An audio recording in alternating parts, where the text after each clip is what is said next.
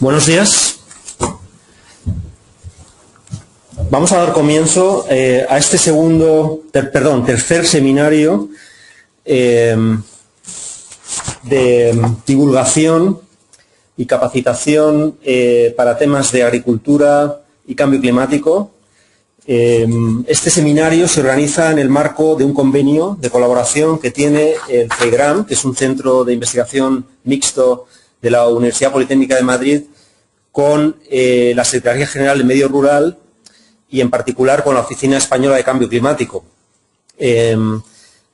Como he dicho antes, este es el tercer seminario que organizamos y la idea es que esta serie de seminarios pues se siga manteniendo y sigamos programando otras actividades idénticas a la de hoy, y al mismo tiempo vamos a ir guardando los seminarios en la página web del CEIGRAM, de forma que puedan ser visitados y revisados en cualquier momento por cualquier persona de manera libremente.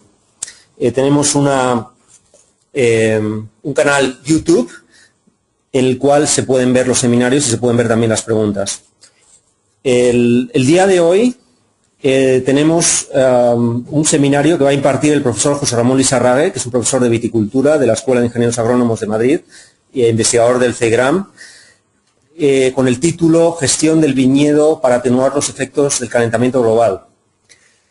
El profesor Lizarrague lleva muchos años trabajando en el cultivo de la viña, del viñedo, y en particular ha desarrollado bastantes investigaciones y proyectos que inciden en la cuestión del clima y el cultivo del viñedo para transformación. Él tiene mucha experiencia y conocimiento de viñedos prácticamente de toda la península y también de fuera de España, y por tanto conoce muy bien cómo se desarrollan las distintas variedades de uva en climas muy diversos. Sin más, voy a darle la palabra a él para que inicie su presentación y, como en anteriores ocasiones, al término de su seminario abriremos un turno de preguntas que podrán ser comunicadas bien verbalmente a través de los micrófonos de las personas que estén conectadas o a través del chat de la aplicación. José Ramón, cuando quieras, puedes empezar.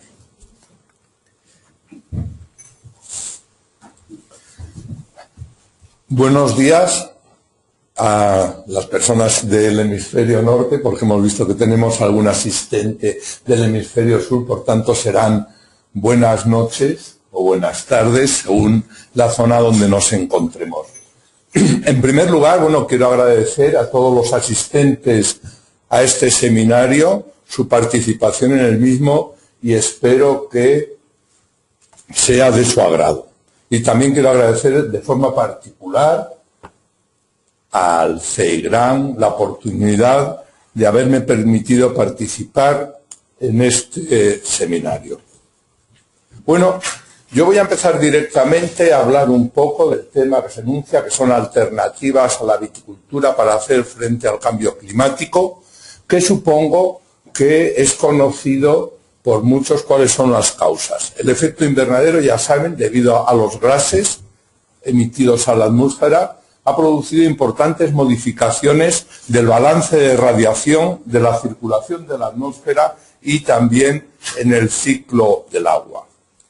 Es difícil precisar los efectos del cambio climático y cuantificarlos, puesto que los modelos matemáticos que se han aplicado en diferentes escenarios dan lugar a diferentes niveles de elevación de la temperatura.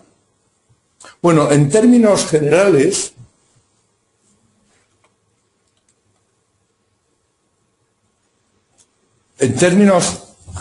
un segundo, por favor.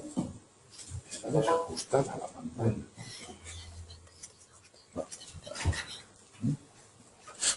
En términos generales podemos decir que el cambio climático va a producir un aumento durante el ciclo vegetativo de la vid del orden de 1,3 grados centígrados de incremento en la temperatura media, en general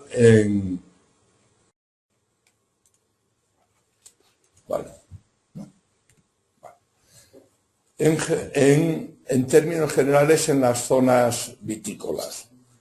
Se ha producido un incremento de 1,3 grados centígrados de temperatura en los últimos 50 años en las zonas vitícolas. Y es de esperar que si las condiciones se mantienen como hasta ahora, en el periodo que va de 2000 a 2050, es esperable que el incremento de la temperatura en las zonas de viñedo se eleve del orden de 1,5 grados a 2,5 grados durante el periodo vegetativo de la vid.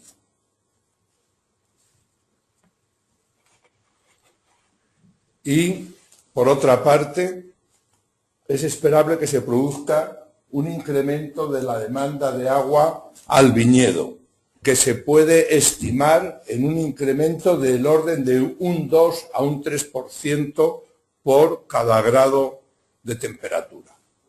Bueno, para poner de manifiesto cuál puede ser el efecto climático sobre el viñedo, es recomendable utilizar estimadores comunes para las distintas zonas, regiones y viñedos. Como estimadores o indicadores para ver la idoneidad, la adecuación o los efectos del cambio climático, son recomendables utilizar, por una parte, el índice de suma de temperaturas activas durante el periodo de 1 de abril a 30 de octubre, que es el indicador más generalizado, conocido como índice de Winkler y Amering. Un indicador interesante para estudiar la adecuación y los efectos del cambio climático es estudiar también o cuantificar la temperatura media del mes más cálido y también utilizar la temperatura media durante el periodo activo de la vid, que es un indicador de las posibilidades de completar el ciclo y madurar completamente la uva. Y de forma también especial podemos recomendar como indicador para cuantificar la temperatura media durante el periodo de maduración, aproximadamente desde el preembero hasta que se produzca la madurez fisiológica, y si no se tienen datos concretos podríamos recomendar que en el hemisferio norte se utilizara la temperatura media del mes de agosto y del mes de septiembre.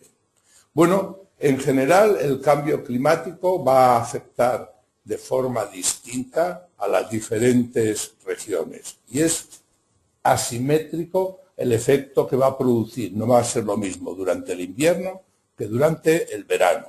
Por ejemplo, el incremento que se considera que se va a producir en las zonas vitícolas va a ser más elevado durante los periodos de primavera, invierno y primavera que durante el verano, aunque para nosotros son particularmente importantes el periodo de verano porque es cuando se desarrolla el ciclo de la vid.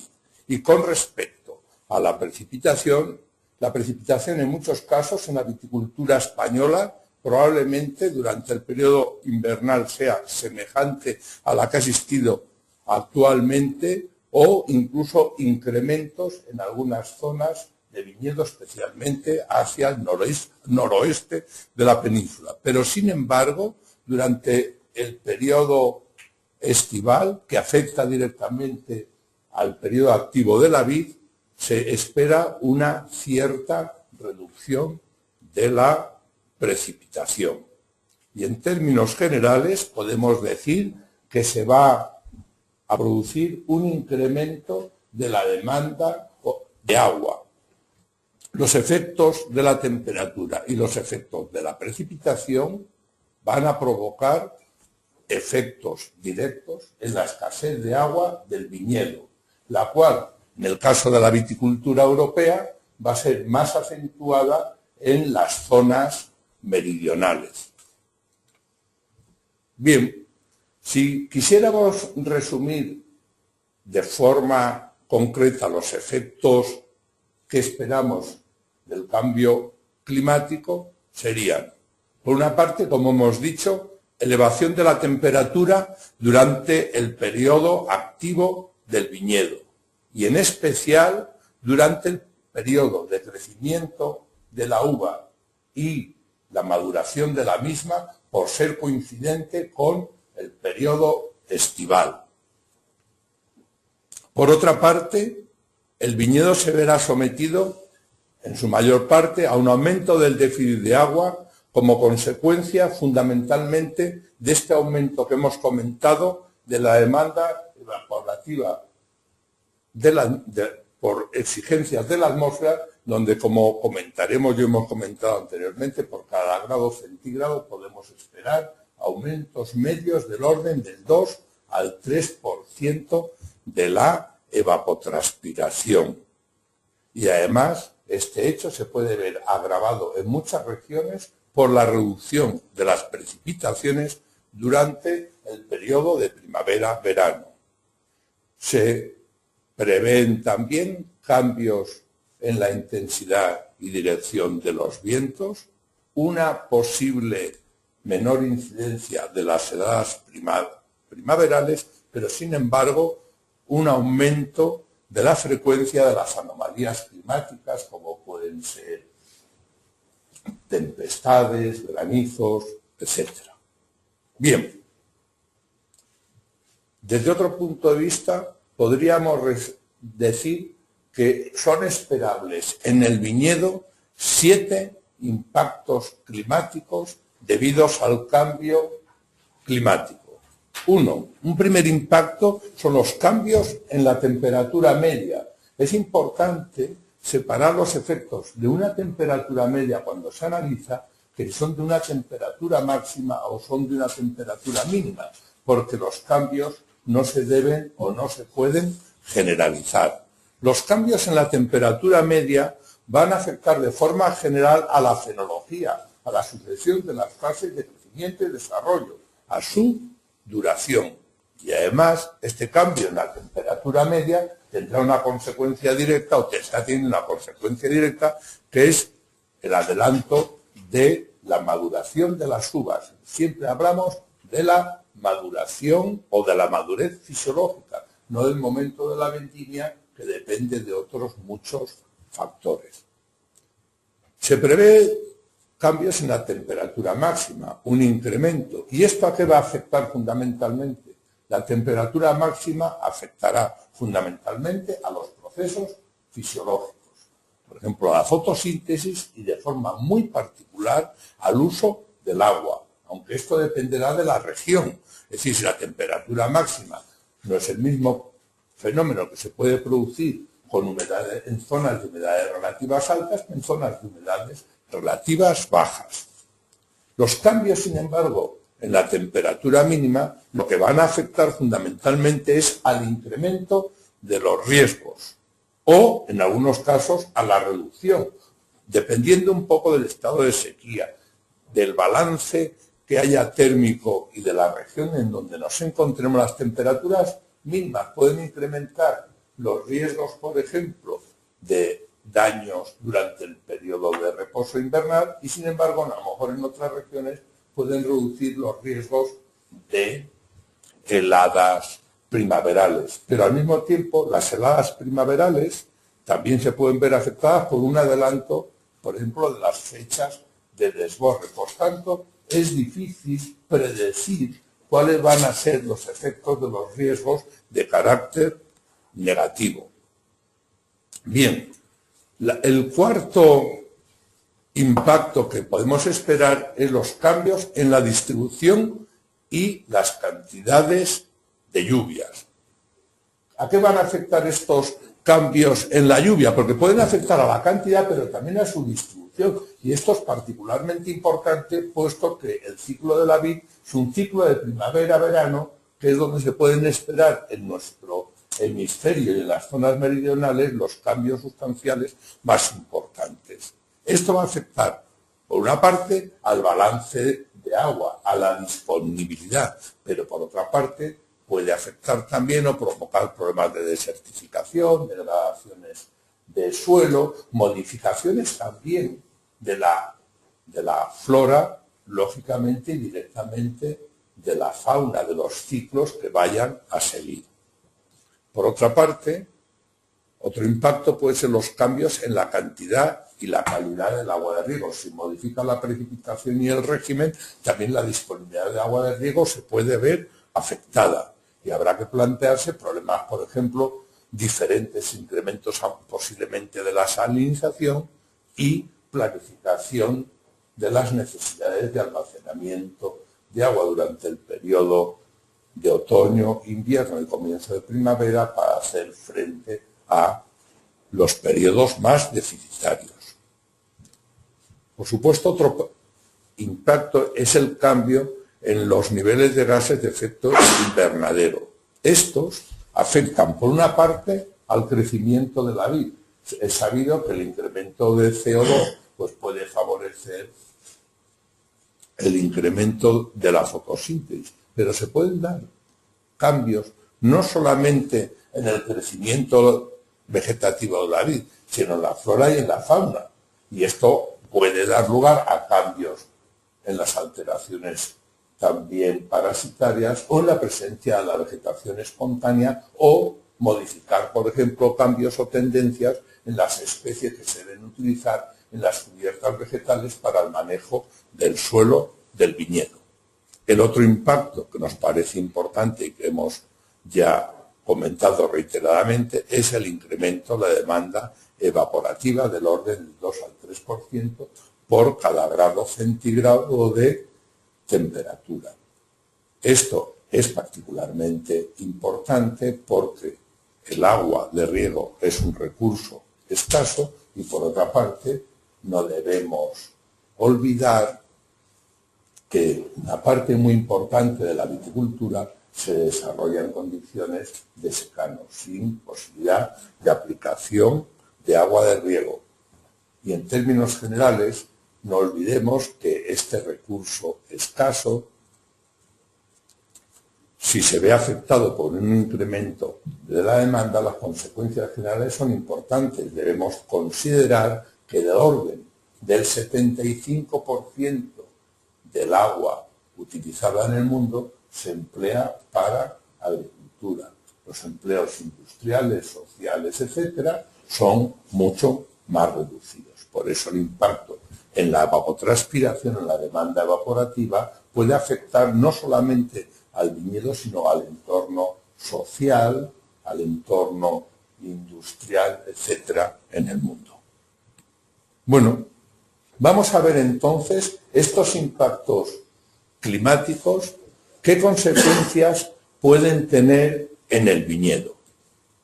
Bueno, hay un segundo punto, un primer punto que podemos comentar es que los vinos van a cambiar, pero hay que tener en cuenta siempre que aunque se habla de la incidencia del cambio climático, una parte importante de los cambios que se observan en el vino no están dependiendo del clima, sino del mercado, de la tendencia en el consumo, de la demanda. Los cambios esperados son, por una parte, los cambios en la tipicidad y en el estilo. Si aumenta la temperatura y disminuye el agua, posiblemente los vinos sean distintos. Y la tipicidad también, es decir, el carácter diferencial que presentan las distintas zonas vitícolas, se va a atenuar. Los vinos son más parecidos, se espera que sean más parecidos, más, no voy a decir comunes, pero sí con características más semejantes, puesto que la temperatura tiende a tamponar ciertos procesos que marcan grados diferenciales. Bien, normalmente se puede esperar que los vinos sean más desequilibrados, particularmente por la maduración de la pulpa y de la piel, y por otra parte, dentro de la pulpa de los azúcares y ácidos orgánicos pueden desequilibrarse. En general, se esperarían vinos con mayor graduación alcohólica, más pH y una acidez menor. En términos generales, la falta de acidez y los efectos en términos generales, y en el caso de los vinos tintos, la modificación de la madurez fenólica puede dar lugar a vinos más inestables, es decir, vinos con menos persistencia en botella que conserven durante menor tiempo sus características originales. Los vinos en general serán más planos, con menos aromas. Y en términos generales podemos decir que el incremento de la temperatura y el déficit hídrico puede llevar a la disminución de las áreas de maduración óptima, es decir, aquellas zonas que consideramos más adecuadas para la producción de vinos. Bien, en términos generales, esto es lo que puede pasar en el vino.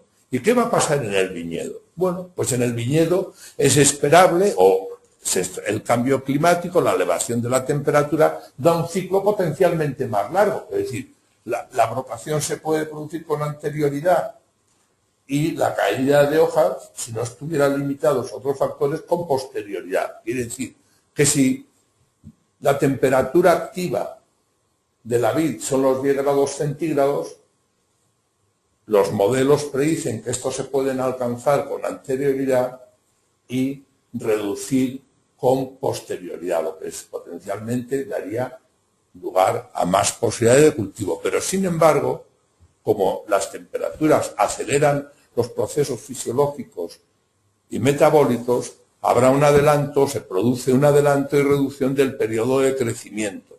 De hecho, por ejemplo, en Europa, en los últimos 50 años, dependiendo de las regiones, se observan anticipaciones de la vendimia del orden de 6 a 25 días. Y esto podríamos achacarlo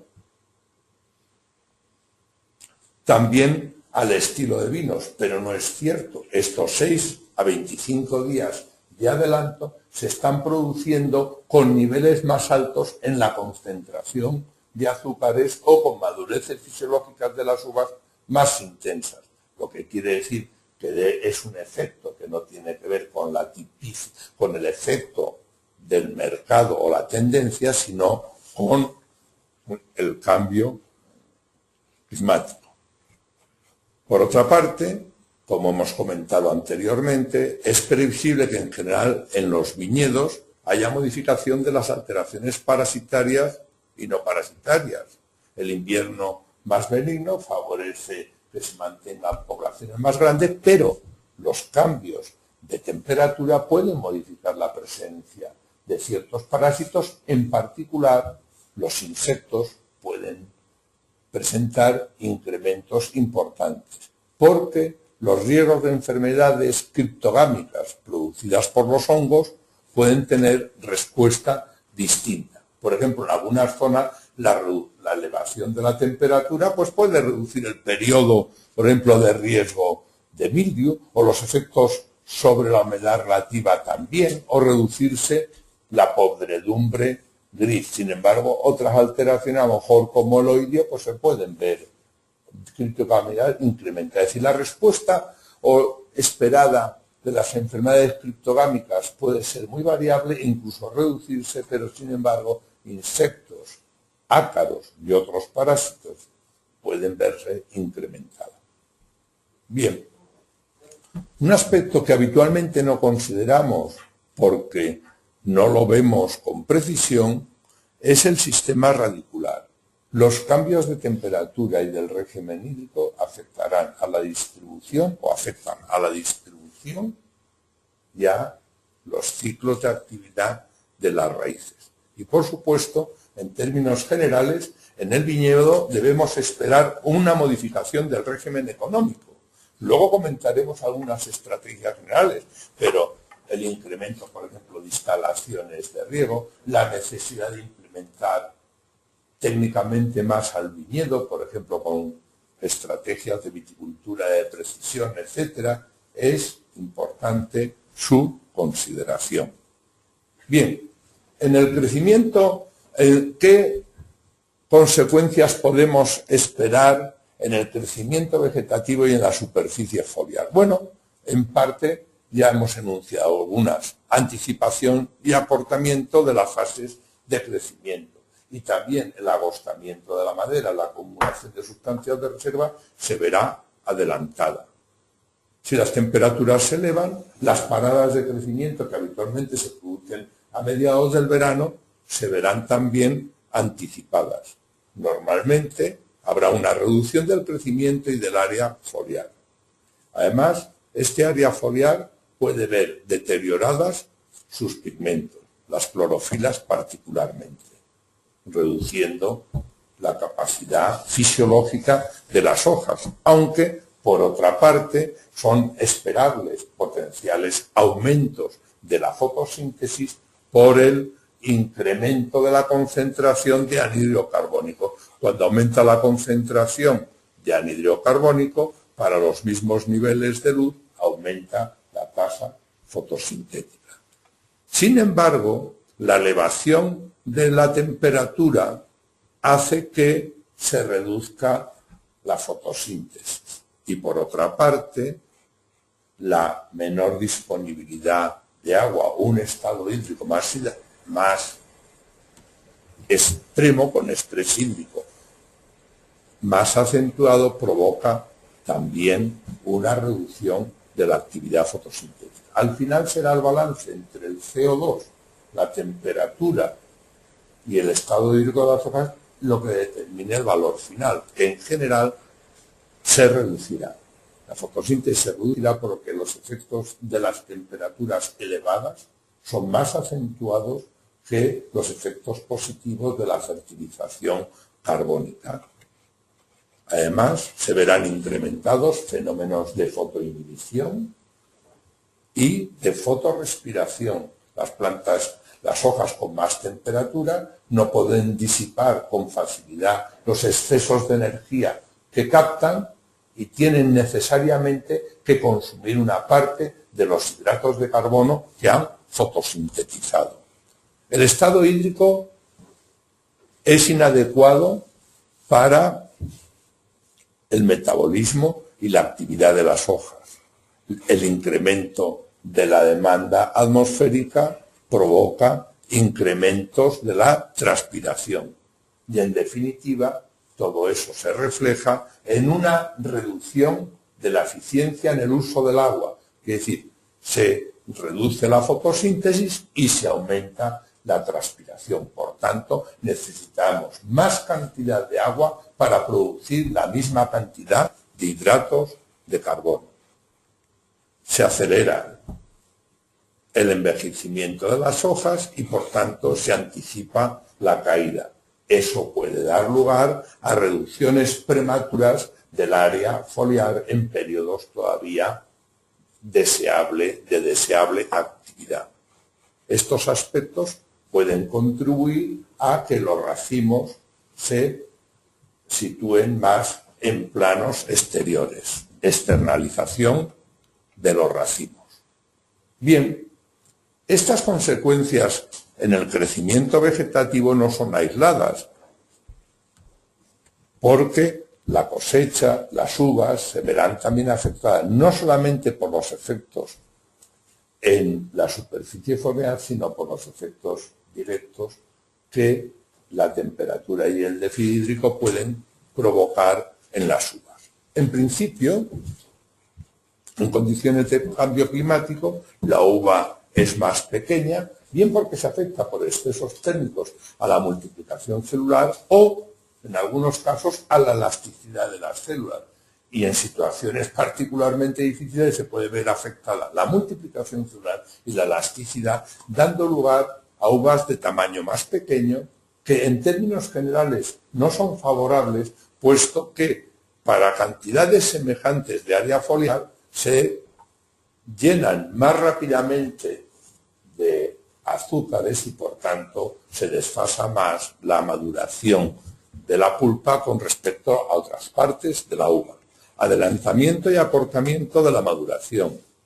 La pérdida de peso de agua y a veces llevando consigo la pacificación, bien en la fase herbácea o bien en la maduración, son consecuencias que no solamente tienen efectos cualitativos, sino cuantitativos, disminuyendo el rendimiento de la uva, que normalmente verá su vendimia anticipada. En términos generales de composición, es esperable que haya incremento de azúcares y del alcohol potencial, pero en términos de concentración, porque los máximos fisiológicos no van a aumentar ni van a cambiar. Es decir, nosotros los máximos contenidos de azúcares esperables, siempre fisiológicamente las uvas no pueden superar más allá de los 24 o 25 grados, es decir, ninguna uva fisiológicamente supera los 13, 14 grados de alcohol probable. Siempre son debidos a que se produzcan maduraciones aparentes. La disminución de la acidez, y especialmente del ácido málico y consecuentemente de la acidez total, son favorecidas por las altas temperaturas que llevarán consigo, lógicamente, al ser el málico un ácido mucho más sensible, pues cambios en el equilibrio, es decir, la cantidad se eleva. Es previsible la elevación de la relación del ácido tartárico al ácido málico. Las altas temperaturas pueden favorecer fenómenos de oxidación ambiental y enzimática, dando lugar a uvas con menos aromas, porque las temperaturas altas pueden favorecer la reducción de la síntesis de aromas, bloqueando el metabolismo, y también la pérdida de aromas fundamentalmente por fenómenos oxidativos. Y de hecho, esto puede verse a su vez aumentado por una persistencia de las sensaciones herbáceas de las uvas, porque la pérdida de sensaciones herbáceas no es una cuestión solamente de temperatura, sino de tiempo necesario para que desaparezcan. Si acortamos el periodo de maduración, reducimos la posibilidad de que las sensaciones o los aromas herbáceos puedan verse reducidos. Bueno, en muchos casos encontraremos uvas en las que se ha producido una maduración aparente, extracto alto y concentración, pero equilibrio inadecuado, falta de armonía en las sensaciones que provoca, y vinos mucho o uvas que darán lugar a vinos más simples. La reducción del color se puede producir o bien porque las altas temperaturas bloqueen la síntesis o favorezcan la degradación, que a su vez se verá perjudicada por un color más inestable como consecuencia de la baja acidez y a veces del cambio en los taninos. En general, las altas temperaturas favorecen disminución de la extractura, a veces porque se ve afectada la síntesis de taninos totales, fundamentalmente en las primeras fases del crecimiento del fruto durante la fase herbácea, y en otras veces porque las altas temperaturas pueden alterar la maduración de los taninos y la combinación entre ellos o con otros componentes. Y a su vez, no debemos olvidar que la posibilidad de extracción de estos taninos también no se sabe bien, puede verse también importantemente alterada. En términos generales, las uvas presentan un desfase importante entre la maduración industrial de la pulpa y la maduración fenólica y aromática de la piel y la maduración de las semillas. La maduración de las semillas tanto en términos de la madurez de sus taninos como fundamentalmente la madurez de sus cubiertas seminales, que de alguna forma condicionan la posibilidad de que los taninos de las semillas, generalmente no deseables, puedan ser extraídos con más o menos dificultad. Todas estas circunstancias que son desfavorables para el viñedo se agravan cuando cultivamos variedades, lógicamente, de ciclo corto. En el caso de empleo de patrones o portainjertos débiles, no resistentes a la sequía. Cuando cultivamos los viñedos en condiciones térmicamente favorables, como son, térmicamente de elevación de temperatura, como son los viñedos expuestos a mediodía y a poniente. Cuando orientemos inapropiadamente las filas buscando la simetría en vez del efecto térmico o el efecto hídrico. Y se ven agravadas cuando hay déficits hídricos excesivos. Dentro del propio viñedo, el empleo de sistemas de conducción que favorecen que los racimos estén en el exterior, en zonas cálidas, o sistemas de conducción que sobreexponen durante periodos prolongados las hojas, son desfavorables, acentúan los efectos negativos, así como aquellos sistemas en el que se amontonan las hojas y los racimos y reducen la aireación. Hay que tener en cuenta que los fenómenos de refrigeración de la planta no dependen solamente de que un determinado órgano esté al sol o a la sombra, sino del intercambio de gases, de masas de aire fría, sustituyan a las más calientes próximas a los órganos vegetales. Los sistemas de cultivo o de conducción que favorecen los racimos próximos al suelo acentúan o agravan estos fenómenos, porque van a sufrir de los problemas de reflexión nocturna y la emisión, de reflexión diurna y la emisión nocturna de calor en onda larga, ¿no?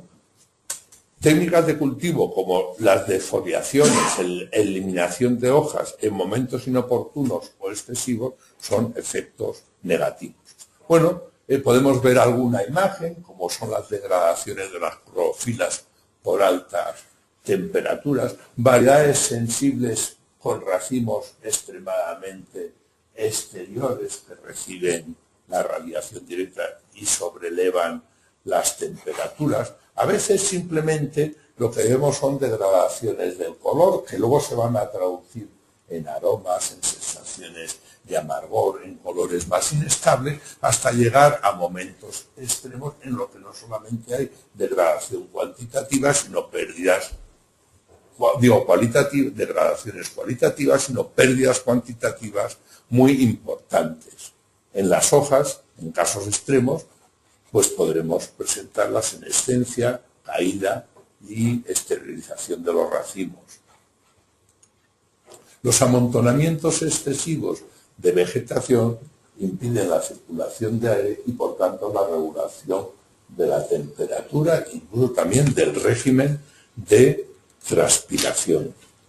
Siempre debemos tender a viñedos con alto nivel de porosidad, donde la iluminación y la circulación del aire se produzcan de forma favorable, tanto para el régimen de temperaturas de los distintos órganos de la vid, como las intervenciones culturales que tengamos que efectuar sobre ellos. Bueno, en general, antes de plantear unas estrategias básicas, conviene recordar que la tipicidad del vino de una región es el resultado del clima que actúa en el viñedo, fundamentalmente una vez que está plantado. Y las variaciones de esta tipicidad se deberían deber a los pequeños cambios climáticos, a los cambios, anuales en las condiciones meteorológicas que determinan un poco las características de la añada de los vinos. El problema del cambio climático es que afecta directamente a la tipicidad, a las características que le otorga una región. Bueno, podemos plantearnos algunas estrategias de tipo general en el viñedo. Primero es unos planteamientos generales que habitualmente no son muy frecuentes, se habla simplemente de técnicas de cultivo, pero yo creo que primero hay que plantear la estrategia general. Para mí, en condiciones de cambio climático, la viticultura aumenta su dificultad. La dificultad de producir uvas en cantidad y con composición adecuada. Por tanto, el primer planteamiento general es la mejora del nivel técnico en el viñedo. ¿A qué nivel? De los viticultores, de los consultores, de los investigadores y toda la masa que participa finalmente en la producción de la uva. Importante no manejar de forma generalizada el viñedo, sino hacer un manejo preciso del viñedo, es decir, las técnicas de viticultura de precisión alcanzan especial importancia y relevancia para atenuar los efectos del cambio climático. Importante reconsiderar cuáles son los balances que tenemos que tener entre el rendimiento de cosecha y el crecimiento vegetativo. Los equilibrios deben ser distintos en función de la composición de la uva que queramos producir y estos deben ser revisados puesto que las condiciones ambientales son distintas. Es importante también plantearse nuevos indicadores del estado del viñedo y nuevos indicadores para el seguimiento de madurez. Ya no será suficientemente los azúcares. A lo mejor hay que atender a otros indicadores como son los precursores aromáticos, indicadores de la madurez fenólica, que se ve alterada de forma a veces más importante o más limitada que los azúcares, etcétera. Considerar de forma importante los ácidos orgánicos. Bien, en general debemos plantear estrategias de cultivo que en cualquier caso eviten o limiten las pérdidas de agua en las uvas.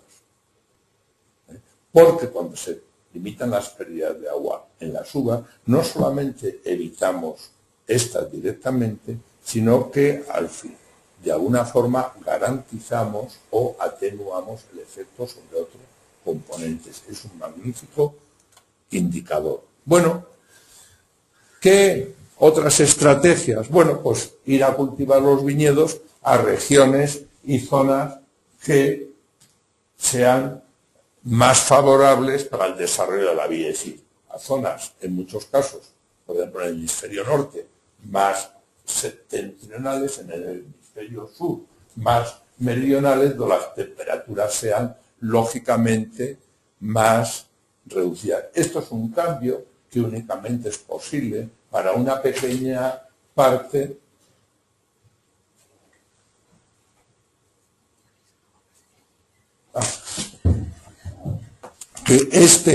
disculpen esta pequeña parada. Es decir, el cambio de zonas para la producción de uvas es una alternativa solamente interesante para aquellas zonas donde reciban el viñedo y para aquellos viticultores o empresas vitícolas que puedan plantearse esta alternativa. No obstante, dentro de las regiones existe también muchas veces una variación topográfica o una variación de zonas que son más o menos favorables y deberemos tener en consideración. Con respecto al material vegetal, lógicamente la tendencia, el abanico de posibilidades de maduración de las diferentes variedades de vid es muy distinto en cuanto a exigencias para madurar la pulpa y particularmente para las maduraciones de las pieles. Deberemos tender, lógicamente, hacia variedades de ciclo largo y, a ser posible, poco sensibles o lo menos sensibles posible a la sequía. Pero incluso nos tendremos que plantear otros indicadores o referencias, como aquellas variedades que sean más o menos sensibles a las pérdidas de agua. Es decir, hay que modificar no solamente las variedades, sino los indicadores que debemos emplear para evaluarlas y definir su adecuación. ¿Qué pasó? Wow. Disculpen.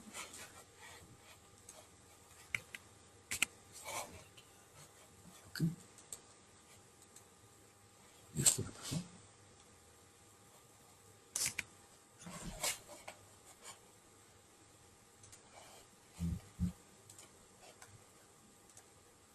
No. Vale.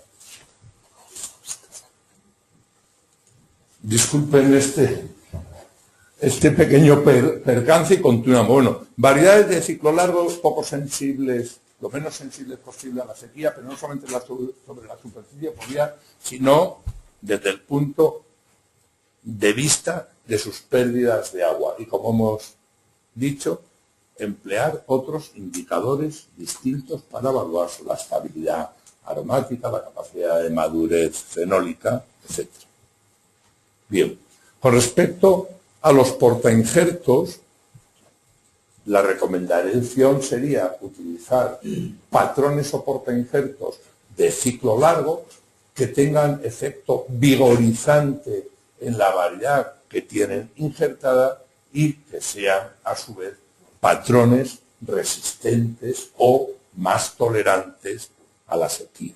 Es decir, ciclo largo, vigor y resistencia a la sequía son factores fundamentales a considerar en la elección de los patrones.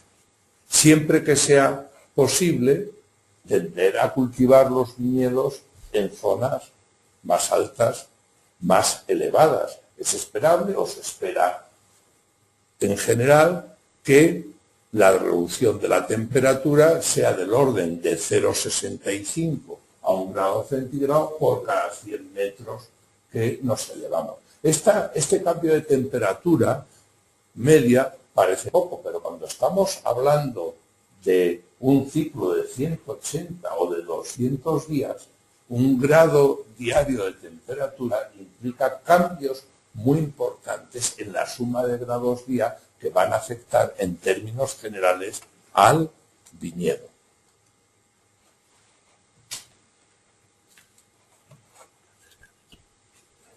Bien, por otra parte,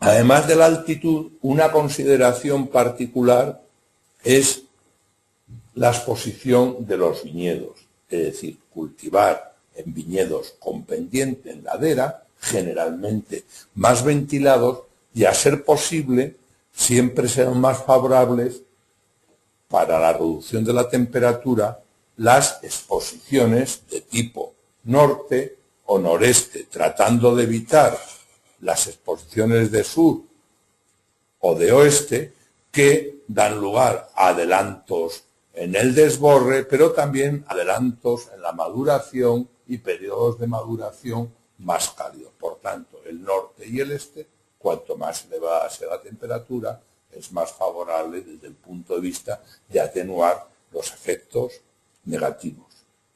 Bien, como otros considerandos o como otra estrategia, en el caso de que cultivemos viñedos continuos, donde la orientación de las filas puede modificar la intercepción de radiación, el régimen de viento, la transpiración, etc., en términos generales se debería huir de las orientaciones tradicionales norte-sur, que como única ventaja importante tienen la simetría. Si las horas de la mañana o las condiciones ambientales de la mañana y las condiciones ambientales de la tarde son simétricas, será una orientación favorable. Pero si son asimétricas las condiciones ambientales, como viene sucediendo en la mayor parte de la viticultura, pues la orientación norte-sur, la ventaja de la simetría es ninguna. Y además, si pensamos también, que luego veremos que el metabolismo, la fisiología de la vid es asimétrica, las vides se rehidratan por la noche, alcanzan los máximos de fotosíntesis en las primeras horas del día y luego se ven obligadas a reducir las aperturas estomáticas con independencia de la temperatura, porque el trayecto o la translocación de agua desde las raíces a las hojas es, en términos generales, más lento que las pérdidas por transpiración. Por tanto, la actividad fisiológica es asimétrica, mucho más intensa y capaz y eficiente por la mañana, mucho menos intensa y eficiente durante la tarde. Por tanto, las orientaciones de las filas deberán contribuir a el efecto de la simetría en la fisiología de la vid y al efecto de la simetría en las condiciones diarias meteorológicas. De tal forma que en algunos casos, como el que estamos viendo, por ejemplo, una orientación, esto no puede afectar solamente a la temperatura, sino a la transpiración. En esta gráfica podemos observar que hasta muy avanzado el verano, la transpiración de un viñedo orientado, por ejemplo, norte-sur, es mucho más intensa que el de un viñedo orientado este a oeste. Las plantas durante la mañana, la cara de la que recibe la radiación por la mañana simétricamente a la que lo recibe por la tarde, fotosintetizan más y transpiran menos. ¿Por qué fotosintetizan más? Porque no se llegan a excesos térmicos. ¿Por qué transpiran menos? Porque el déficit de vapor de agua durante la mañana es más reducido que durante la tarde. Eso da lugar a eficiencia, que sería lo que mostraría un gráfico de este tipo. Es decir, que las hojas al este, por ejemplo, en una orientación norte-sur, trabajan con mucha más intensidad que las hojas al oeste, que tienen situaciones de cierres estomáticos, excesos térmicos y déficit de agua más importante. En condiciones de cambio climático hemos dicho que deberíamos trabajar con precisión. Por tanto, el área foliar o el potencial vegetativo debe estar acorde con el rendimiento y con las condiciones. Si tenemos un viñedo, por ejemplo, con poco suelo, más expuesto, etc., la cantidad de hojas deberá ser mayor que cuando el viñedo disponga de una mayor cantidad de agua y su exposición se vea reducida. Por tanto, deberemos adecuar las densidades de plantación, el área foliar, es decir, la densidad de plantación deberá ser acorde con la capacidad de interceptar radiación y responder a la demanda. Cuando tenga para el mismo nivel de radiación, deberemos reducir el área foliar cuando se incremente la demanda o no podamos satisfacerla.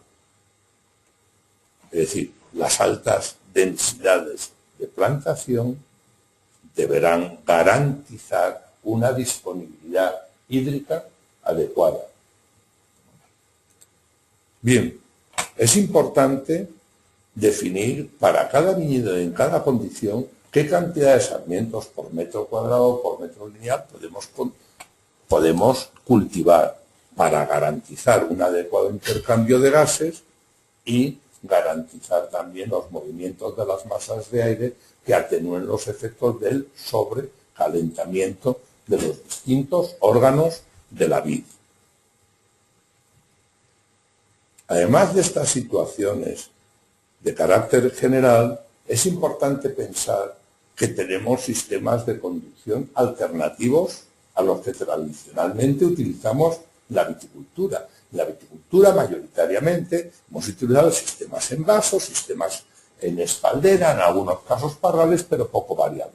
En general, la tendencia debería ser conducir los viñedos de forma alta para evitar los efectos negativos del suelo y favorecer la aireación, los movimientos de la masa de aire. Sistemas que sean porosos, que no estén amontonados, es decir, que no se amontonen ni hojas ni racimos, pero además que no amontonados, pero que tampoco sombreados excesivamente, es decir, que la mayor parte de las hojas ocupen situaciones externas. Necesitamos microclimas iluminados y sombreados de los racimos cuando haya excesos térmicos y sistemas que reduzcan la sobreexposición de las hojas. En zonas cálidas y con temperaturas elevadas, los sistemas no posicionados, donde a medida que cambia la posición del sol, cambian las hojas que interceptan la radiación y favorecen que los racimos estén bien iluminados, pero no expuestos a la radiación directa, resultan en general más recomendables. Sistemas de este tipo, como el que vemos un vaso, que están los racimos bien iluminados, pero que con respecto a las hojas no se sobreexponen.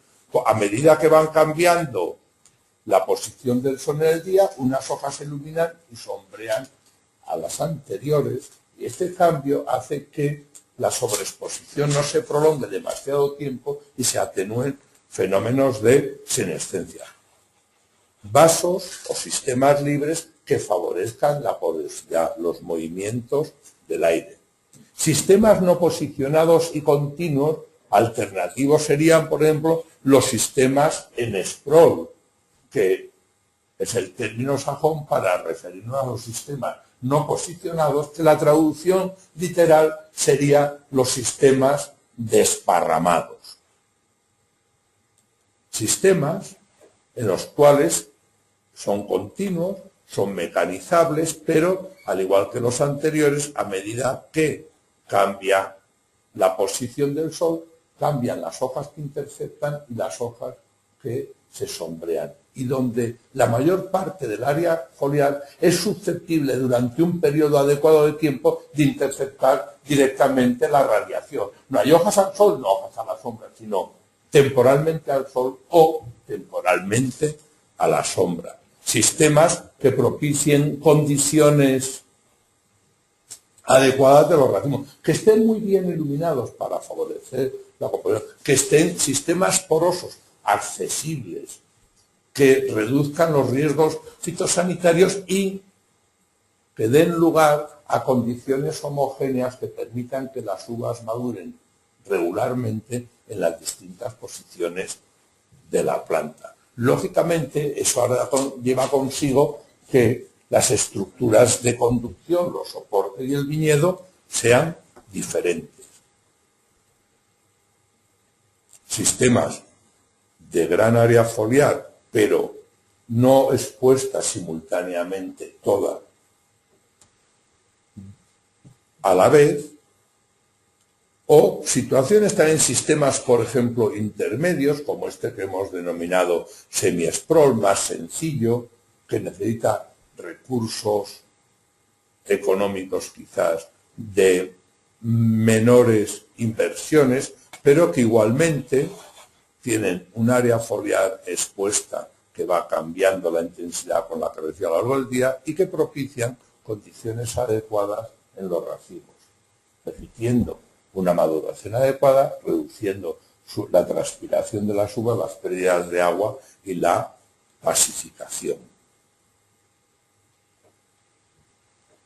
Otros sistemas interesantes son aquellos de altos niveles de mecanización, con cargas altas, llegan sistemas en ejes verticales, donde los sarmientos se disponen en todas direcciones a lo largo de un eje y que dan lugar a sistemas porosos, discontinuos, donde los racimos y las hojas solamente se encuentran directamente o iluminadas de forma temporal, hasta sistemas de alto rendimiento y no poda que pueden ser aplicados a las viticulturas cálidas siempre que dispongamos de cantidades importantes de agua. En definitiva, sistemas que favorecen sombreamientos de los racimos. Bueno, particularmente importante, y voy a ir ya acelerando y dando las últimas puntadas, es el agua. El agua es una de las grandes estrategias que tenemos no para eliminar, pero sí para mitigar los efectos del cambio climático. Regar, como he puesto aquí, sí, pero en la agricultura debemos hacer un uso eficiente del agua, regar bien, elegir correctamente los periodos, las dosis, las frecuencias y las formas de distribuir el agua. En términos generales, ¿qué perseguimos? Reducir el vigor primaveral en algunos casos, que es excesivo. Las plantas crecen, como puede pasar en este año nuestro de 2013, con precipitaciones grandes que crezcan excesivamente y cuando lleguemos al centro del verano no seamos capaces de responder por haber desarrollado demasiada área foliar. A veces favorecer el vigor estival, aumentar con el riego el tamaño de las uvas, no permitir el exceso de transpiración, no permitir el exceso de transpiración, no dejar que la uva pierda peso, especialmente a veces habría que apretar el agua en las primeras fases de maduración, retrasar y prolongar el crecimiento de la baya, en particular de la maduración, tratar de emplear el riego para que la pulpa, que depende mucho de las hojas y del microclima del racimo, la piel y la semilla, maduren a la vez. En algunos casos nos podemos plantear que no se pare el crecimiento de los pámpanos para que ese crecimiento demande azúcares y el potasio, en vez de ir también a la uva, pueda dirigirse hacia las zonas de crecimiento. Regar después de floración para aumentar el tamaño de la baya y en pre y posempero para distribuir el azúcar y el potasio. En posfloración también los ácidos, tratar de incrementar la síntesis de ácidos orgánicos y la síntesis de taninos, especialmente durante los primeros días. Por supuesto, todo ejecutado bajo control. Podemos plantearnos emplear una carga alta de sarmientos en primavera para reducir el vigor y hacer las despampanadas, la eliminación de los mismos posteriormente, para establecer un cierto nivel de competencia, que en casos extremos podríamos retrasar hasta prácticamente el comienzo de la maduración, es decir, reducir la cantidad de hojas y frutos, establecer mayor nivel de competencia, pero cuando llegue el momento de la maduración, garantizar que hojas y uvas estén en perfectas condiciones. Todo ello depende en gran medida de los recursos disponibles. En particular, debemos atender a la disponibilidad de agua para poder plantear estas estrategias. Evitar la sobreexposición de los racimos en aquellas zonas donde sea aconsejable los deshojados, de tal forma que los deshojados que se practiquen permitan mejorar las condiciones sanitarias de la uva, es decir, deshojados, por ejemplo, en visera, que las uvas queden suficientemente deshojadas desde el punto de vista sanitario o de intervención, pero no expuestas al sol para garantizar condiciones de maduración. Nos podemos plantear sistemas asimétricos, es decir, sistemas como el que observamos en esta imagen, donde la cara de la mañana es recogida la vegetación y dispuesta de forma diferente a la cara de la tarde, donde no recogemos la vegetación y la dejamos libre para atenuar los efectos de los excesos térmicos y de la baja disponibilidad de agua.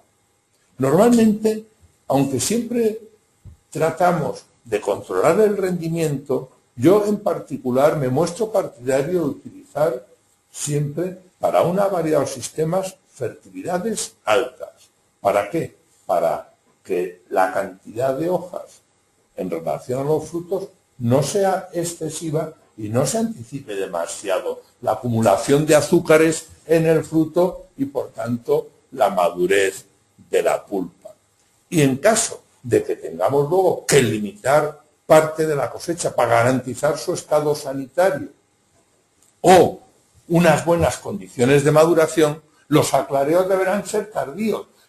Cuanto más tempranos quitemos parte de la cosecha, la restante se verá favorecida por una mayor relación de hojas a frutos. Incluso, en algunas ocasiones, si hay que hacer aclareos demasiado tardíos, se puede plantear la doble vendimia, una primera vendimia para un tipo de vinos de poca graduación y una maduración incompleta, lógicamente en algunos aspectos, y un segundo vino con una maduración más completa. Podría ser el caso de lo que habitualmente en las zonas cálidas, lo que necesitamos para hacer un vino rosado en primera vendimia o las características exigidas por un espumoso, y segundo largo, la segunda vendimia la podríamos ejecutar con uvas totalmente maduras en condiciones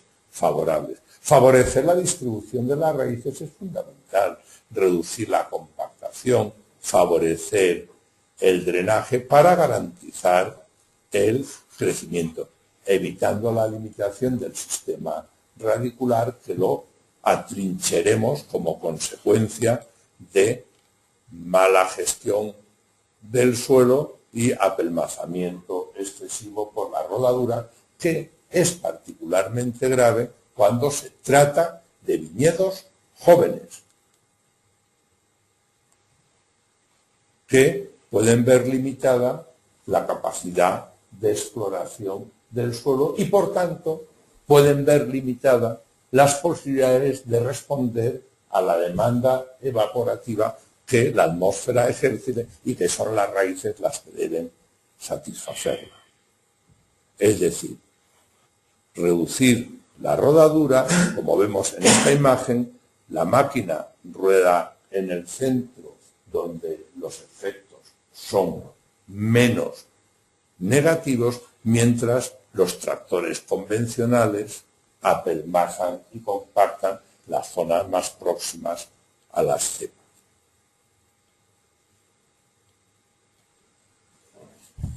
Para terminar, 2 puntos. 1. Reconsiderar la fertilización que será necesaria porque cambian los recursos de agua, las relaciones de hojas a fruto, etc. Hay que reconsiderarla. Y en particular, la fertilización orgánica y la fertilización nitrogenada. La orgánica porque es una fuente importante de nitrógeno y para la actividad microbiana del suelo, y el nitrógeno porque en términos generales favorece crecimiento vegetativo, favorece retraso y tiene implicaciones muy importantes en la maduración aromática de las uvas, tanto en la síntesis de aromas primarios como en la síntesis de aromas secundarios, de aromas ligados. Y con respecto a la vegetación espontánea, pues regular adecuadamente la presencia de vegetación espontánea o de vegetación semillada, para no solamente en una elección adecuada de las especies en función del grado de competitividad que puedan permitir, sino en los periodos en los cuales deben estar presentes con mayor o menor actividad. Muchas gracias. Gracias, José Ramón. Y ahora vamos a ver si podemos captar alguna pregunta. No sé si alguno de ustedes quiere preguntar, para lo cual tienen que encender el micrófono y formular la pregunta. Esperamos que podamos escucharla. Las preguntas también nos pueden llegar por chat. Por tanto, si alguien la quiere mandar escrita, la podremos ver en la pantalla.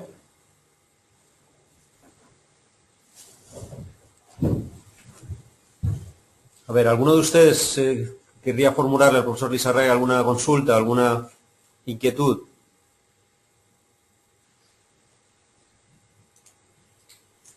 Estamos dándoles el micrófono a todos. Sí, a ver.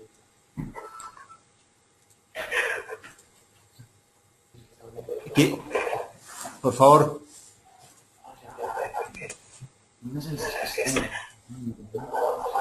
Un poquito más alto, por favor, y preséntese para saber de dónde llaman.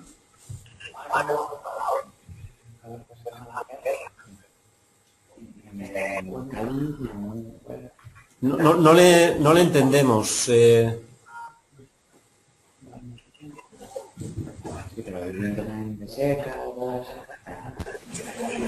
Están hablando entre ellos. A ver. Vamos, los cerramos todos. Si tienes viento del norte, norte-sur. Si tienes viento de este, oeste, norte. Las dos de la fila, la dice que la mía, si tienes viento de este. Por favor, podéis empezar ya a hacer las preguntas online. Rafael Vega tiene una pregunta. ¿Puedes empezar tú, por favor? Rafael Vega, por favor, si quiere hacernos alguna consulta, le estamos escuchando. Y si no, pasamos a otra persona. Pero puedes escribir. No hace falta, podéis hacer las preguntas escritas, pero si ahora tenemos los micrófonos abiertos, podéis hacerla al micrófono.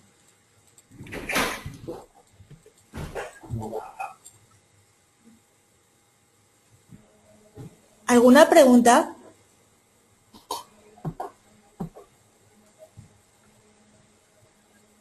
Por favor, ¿hay alguna pregunta?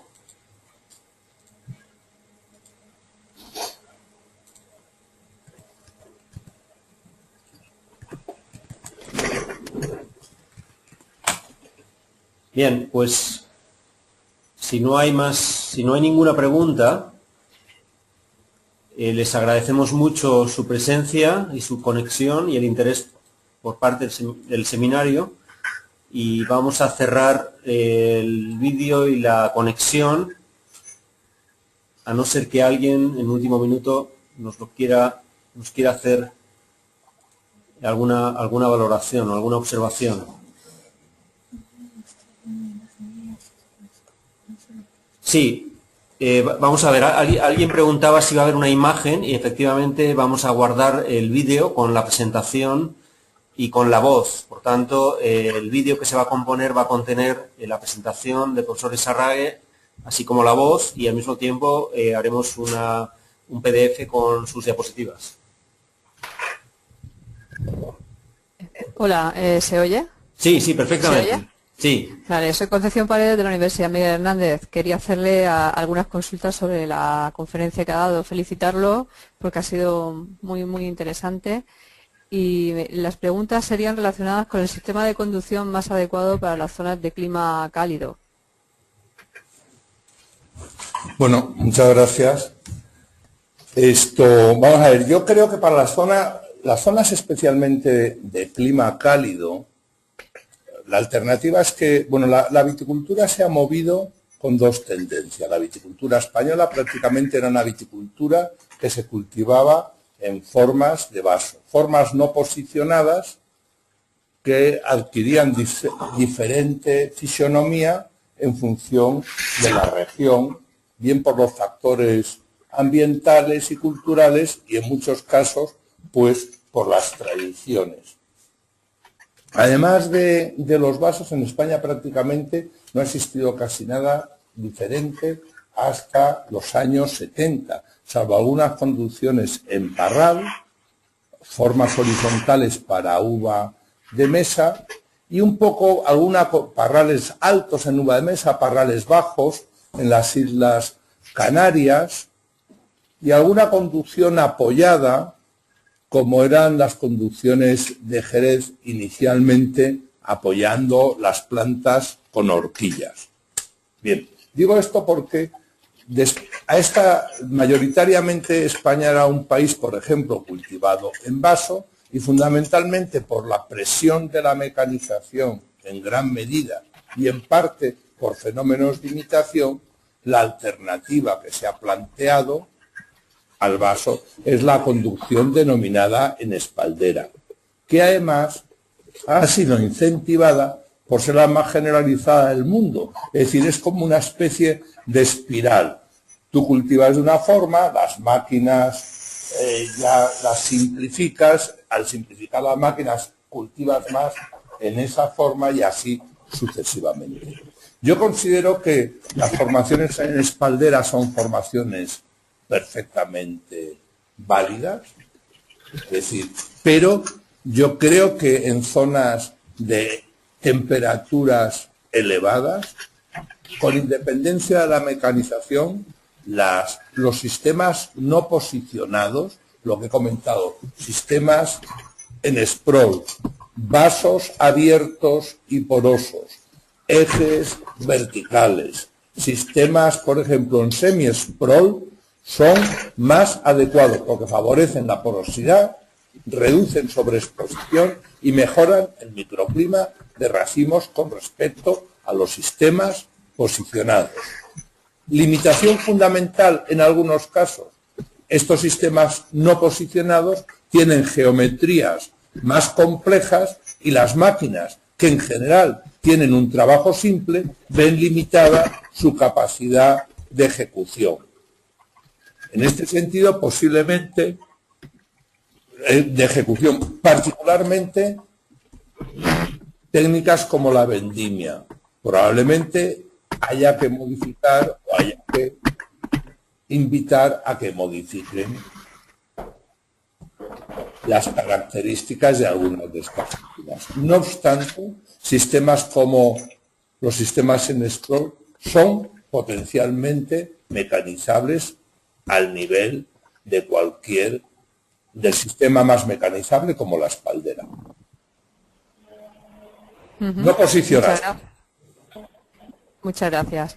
También quería comentarle una cosa sobre cuando ha comentado que la fertilidad alta de los racimos para un aclareo tardío, pero ¿cómo podría influir, por ejemplo, una fertilidad alta en nitrógeno para la producción de compuestos fenólicos, para la madurez fenólica de la uva? Complicada la pregunta. Vamos a ver, primero he hablado de fertilidad alta en dos términos.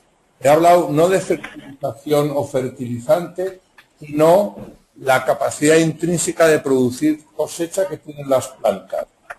Entonces, yo creo que en general, en los climas cálidos, yo considero que deberían irse a estrategias de poda y variedades que tuvieran una buena capacidad de fertilidad alta de yemas. ¿Vale? Eso es una parte. Es decir, cosechas particulares. Es decir, yo si tengo que reducir la cosecha, sería más partidario a priori, en principio, sin grandes planteamientos, reducirla, reduciendo las yemas y reduciendo el número de sarmientos, que no los racimos por sarmiento. ¿Vale? Esto es un término. Otra cosa distinta es la fertilización nitrogenada. Voy a hacer un considerando las viticulturas sin poner calificativo o país.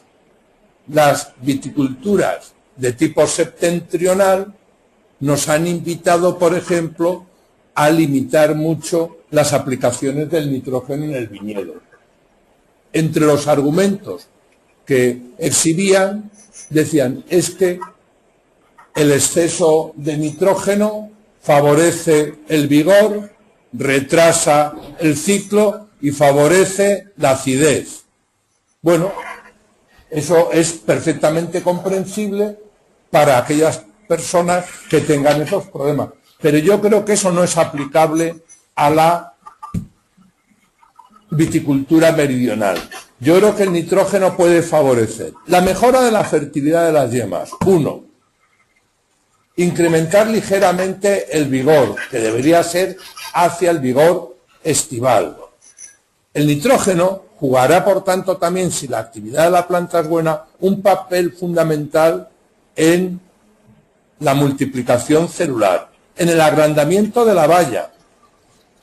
En términos generales, muchos experimentos o muchos trabajos de investigación ponen de manifiesto que cuando se multiplica, cuando se agranda adecuadamente la valla durante las primeras fases de 2 semanas, no solamente se agranda la pulpa, sino también la piel.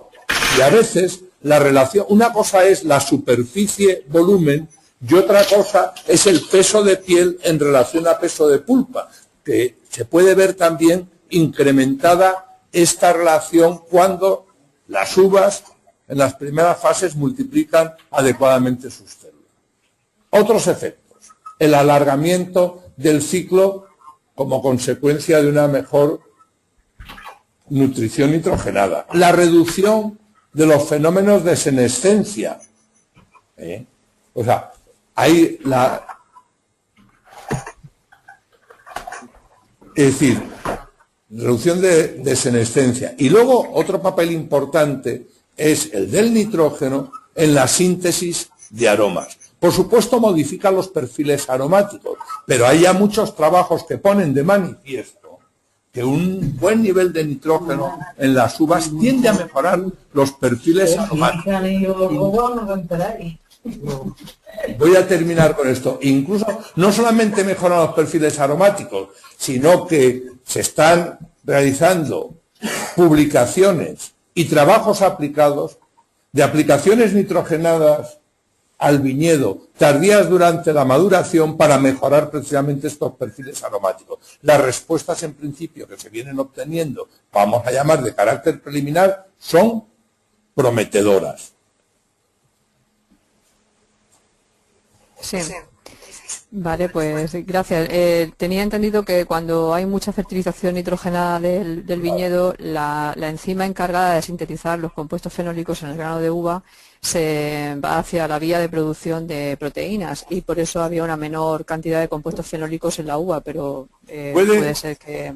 Vamos a ver, es que depende, es que yo creo que eso no es generalizable. Es decir, evidentemente, si fuéramos a un exceso, probablemente sí, pero nosotros estamos hablando de una situación habitualmente deficitaria. Evidentemente, el superar ciertos umbrales no. Entonces, estoy totalmente de acuerdo y habrá que jugar un equilibrio entre la formación precisamente de esas proteínas y permitir también que la multiplicación celular y el espesor de las paredes celulares sea el adecuado. Es decir, que ahí hay un equilibrio sutil.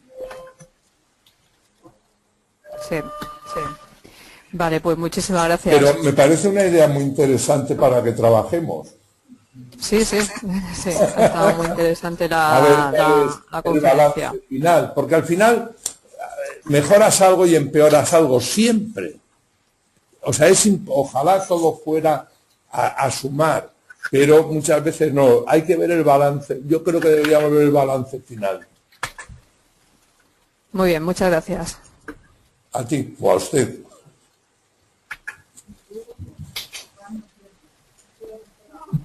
¿Alguna pregunta más, por favor?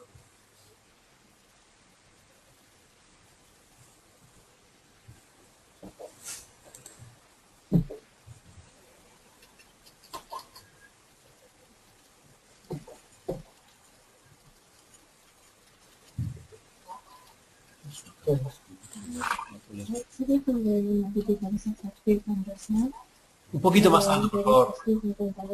Es que hay alguna, pero no sé. Está en el último apoyado. Sí. En un cajón de abajo. ¿Dónde están los estudios de los abajo? Hablando, tú no puedes adivinar. Por favor, la persona que está haciendo la pregunta, ¿se la pudiera hacer un poquito más alta, que es que no la estamos escuchando?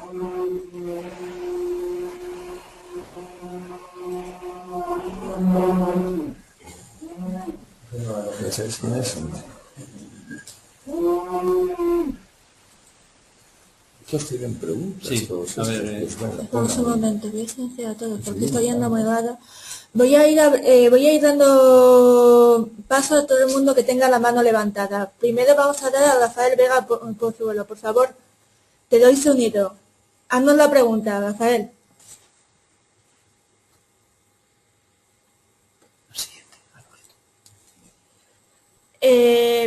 Bien, pasamos a Loreto. Loreto, te doy sonido. ¿Loreto?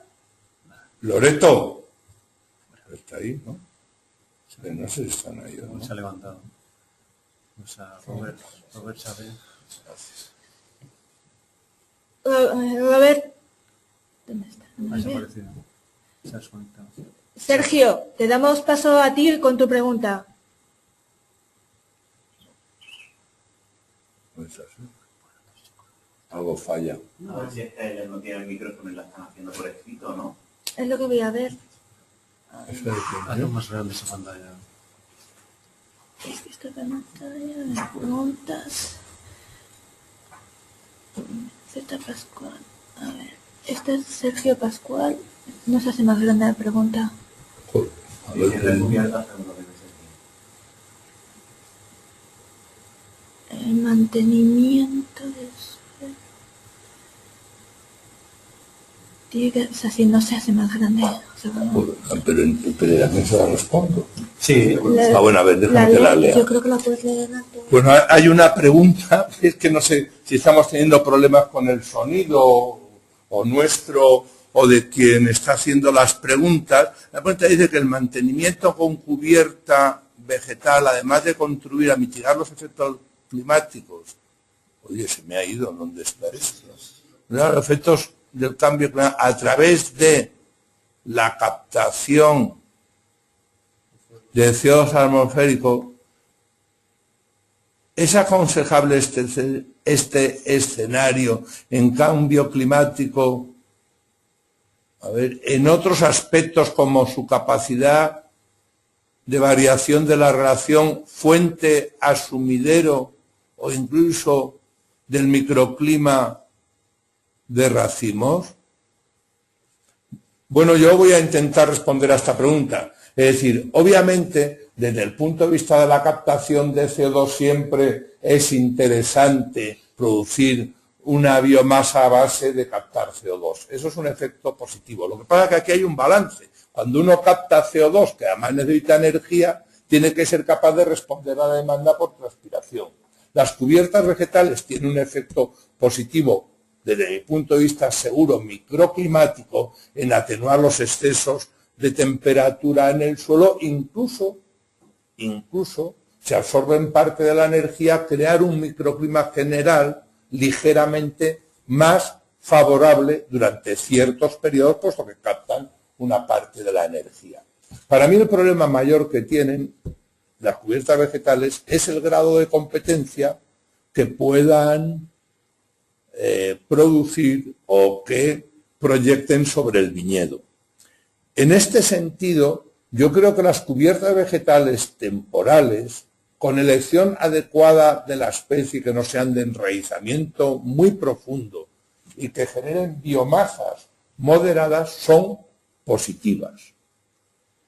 ¿Qué temporalidad podemos soportar en la cubierta? Pues dependerá del régimen de precipitación, del nivel de acumulación que podamos tener de agua en el suelo y la disponibilidad de agua de riego.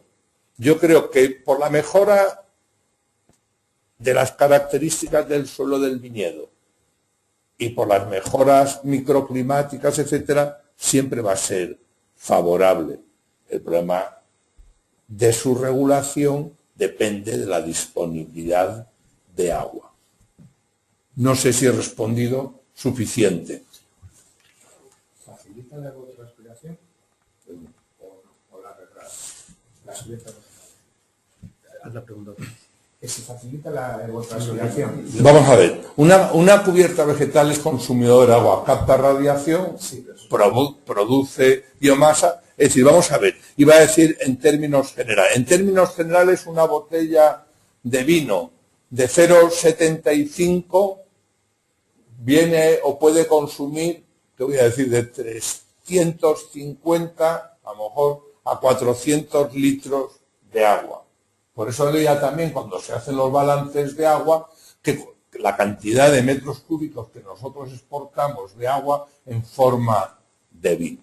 Es decir, la producción de vino necesita agua. Si el agua es suficiente para la capacidad productiva de tu viñedo, fenomenal en la utilización de cubiertas, incluso durante periodos prolongados. Ahora, en el caso de que tengas limitado la cantidad de agua, debes limitar también la presencia de las cubiertas. Las cubiertas reducen la evaporación del suelo, pero es un componente pequeño con respecto al aumento de lo que es la transpiración por la propia cubierta. Ahora bien, una cubierta temporal que pueda estar hasta el principio de la primavera, que habitualmente se producen lluvias que incluso vuelven a recargar el suelo nuevamente, y en periodos donde la demanda evaporativa es reducida, como son los periodos de otoño e invierno,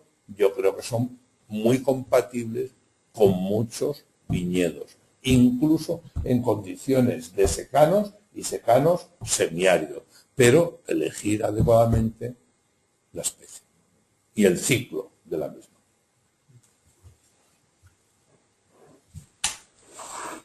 ¿Alguien quiere formular alguna otra pregunta?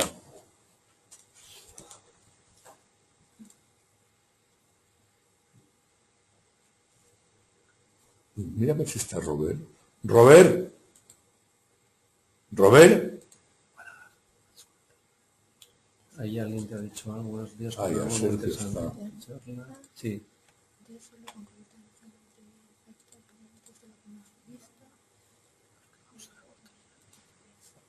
Rafael, me gustaría el profesor hablara de las zonas como Montilla Moriles. Rafael. Montilla Moriles. Buenos días, Rafael. Eso te has ido al extremo. Montilla Moriles es una zona, pues bueno, una zona que ya es cálida de por sí, entonces a una zona cálida de por sí como Montilla Moriles, pues lógicamente los efectos del calentamiento global pues pueden agravar los problemas que clásicamente tienen. Entonces, Moriles Montilla, lo que pasa es que ha elaborado durante muchos tiempos, además de una forma muy distinta a otras, vinos, iba a decir, vinos generosos, pero habría que particularizar, porque los vinos de Moriles Montilla no están encabezados con alcohol, que el alcohol era natural. El problema primero que tiene Moriles Montilla, estoy siendo un poco osado, es un problema de carácter, vamos a llamar, comercial o de mercado, en el tipo de aceptación que este producto de elevado grado alcohólico, etcétera, pero de unas virtudes absolutamente incuestionables, tiene. ¿Qué puedo decir de Moriles Montilla? Pues que ya es cálido de por sí. Con las vendimias eran casi las vendimias más tempranas de la península ibérica, a pesar muchas veces de que se buscaban concentraciones muy altas de azúcar exigidas para sus vinos. Pues Moriles Montilla debería ir, por una parte, posiblemente trasladando sus viñedos hacia las zonas de laderas que existen también. Buscar precisamente esas exposiciones. Y yo creo que Moriles Montilla lo que tiene que es no pedir agua, sino gritar agua, porque es un paliativo fundamental. Y además, si todas las zonas deben considerar sus formas de conducción, evitar las sobreexposiciones de hojas y de racimos, la necesidad de sistemas porosos y bien situados, estas zonas particularmente cálidas deben ser especialmente cuidadas. Pero no olvidar de verdad en Moriles Montilla su vocación o su capacidad hacia los vinos dulces o vinos generosos, que le dan una personalidad grande. Pero el problema que ya conoces bien, Rafael, es el problema, pues eso, de aceptación por parte del consumidor.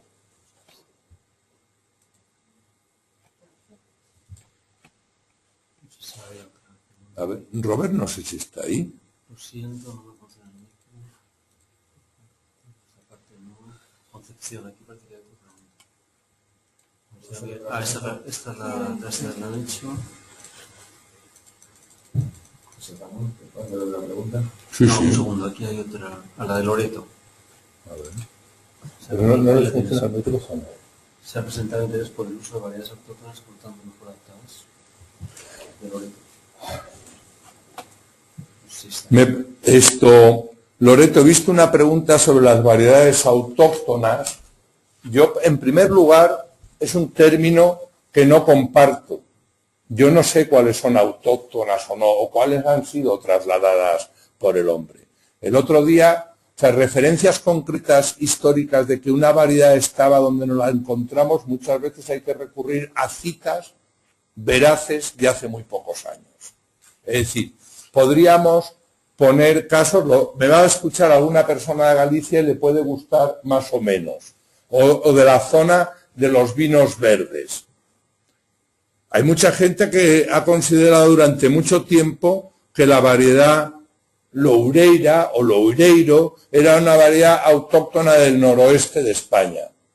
Lo único que es autóctono, yo creo que es la elaboración de vinos inmaduros, especialmente de los vinos verdes. Una variedad sensible a la podredumbre, con el racimo apretado, difícilmente puede calificarse como autóctona de una zona especialmente húmeda, cuando la conservación de estas variedades ha sido debida fundamentalmente al hombre. Por tanto, yo sería más partidario de hablar de variedades de uso tradicional, ¿no? El alfoseiro de la zona del Dao en Portugal es lo mismo, es la misma variedad que el baboso del Hierro, que fue considerada autónoma hasta que ampelógrafos y genetistas han demostrado que su origen probablemente estuviera en otro sitio y que simplemente es una sinonimia. Por tanto, yo creo que el término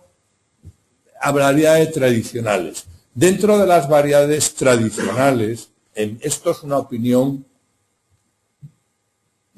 muy particular. Dentro de las variedades tradicionales, yo creo que se puede recurrir a algunas siempre que tengan buenas características. Por ejemplo, por variedades que han reducido mucho su presencia últimamente, como la garnacha, que es resistente a la sequía, etcétera, pues a lo mejor debería incrementar, pero esto depende de la demanda. Hay variedades de ciclo largo como la cariñena que han perdido una presencia muy importante en mucha parte de la viticultura española. Ahora, también hay variedades tradicionales que yo no sé cómo es la tradición, pero tradicionales, por ejemplo, Tempranillos tradicionalmente es tradicional en algunas regiones excesivamente cálidas, que da lugar a vinos con acideces excesivamente bajas, pHs muy altos y contenidos en potasio elevadísimos. Es decir, yo creo que sí que hay que hacer una prospección. Pero vamos a ver, hay una cosa que iba a comentar. La lucha del cambio climático es una lucha técnica y a veces una lucha de carácter legal o reglamentario. Porque hay muchas veces, por ejemplo, que ciertas denominaciones de origen regulan la forma de conducción del viñedo, a lo mejor limitan la posibilidad de utilizar sistemas de conducción más apropiados. Hay regulaciones sobre la aplicación del agua en el viñedo. Y una de las barreras más importantes, reglamentarias, un poco porque en los últimos tiempos hemos querido ensalzar lo que era tradicional en una región. A mí me parece perfecto y además animo a que así se haga siempre que tengan la potencialidad enológica y la capacidad de adaptación en equilibrio, ambas. Pero la utilización de variedades de vid choca no solamente con las tradicionales, sino choca, autóctonas o minoritarias que no están reconocidas, pero también es cierto que hay variedades de las llamadas foráneas, que tampoco entiendo muy bien el término, que podrían paliar o ser adecuadas, aunque no han sido tradicionales, pero tampoco era tradicional el calentamiento global y por tanto a lo mejor debemos plantearnos, por supuesto, la búsqueda de las llamadas autóctonas sin lugar a duda, pero también yo creo que eso tiene que estar en armonía y sin excluir la posibilidad de introducir cultivares que en algunas zonas pudieran adaptarse correctamente.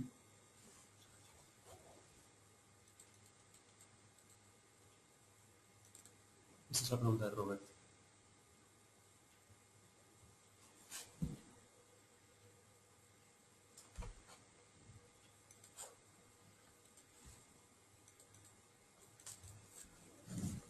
Buenos días, Robert, me alegra saludarte.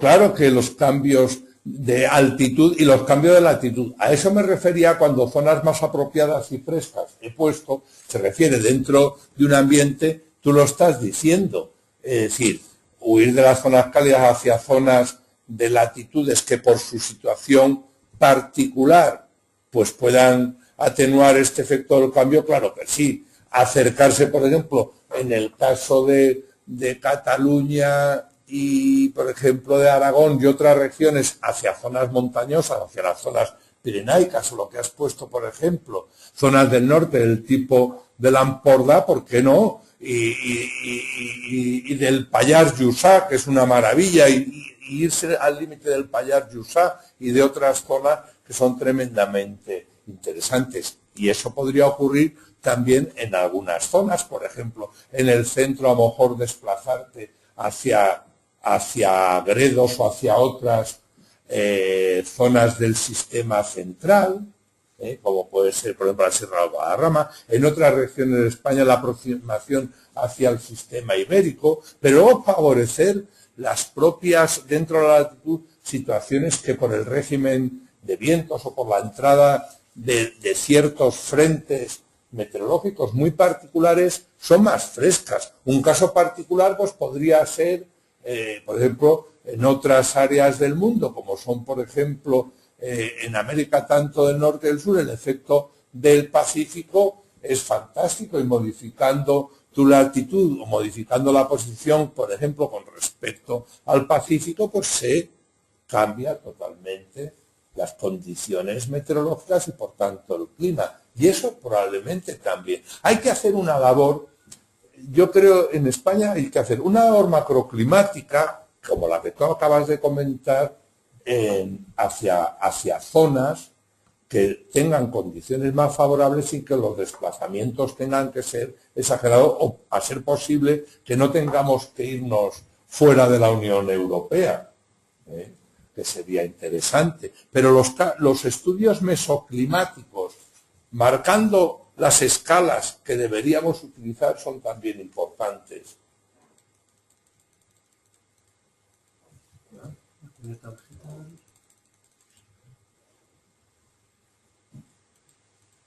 Vamos comentando antes, Nomeleni, Loreto, aquí hay otra. Cambio la tendencia. La implantación de viñedo no se ha observado un cambio en la tendencia de variedades de variedades. El viñedo no. ¿Quién es? ¿Quién es la persona que Loreto. Loreto, haces una pregunta que ha habido cambio. Lo que pasa es que esto es lo mismo que el cambio en la tipicidad. Unas veces son las tendencias y otras veces el cambio climático. Yo creo que en general no se ha... Sí, la gente se pregunta que esté bien adaptada, pero se ha tendido más hacia las modas y hacia satisfacer los mercados que verdaderamente hacia la adaptación. Esos son los cambios que se han producido en el viñedo, por ejemplo.